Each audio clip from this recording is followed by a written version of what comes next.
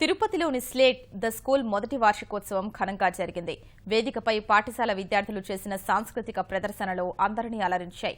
చిన్నపిల్లలు వేసిన నృత్యాలు చూసిన తల్లిదండ్రులు మంత్రముగ్ధులయ్యారు. చిన్నారులు తమ ప్రదర్శనల ద్వారా భారతీయ సంస్కృతిలోని విశిష్టతను, భిన్నత్వంలో ఏకత్వాన్ని చాటి చెప్పారు.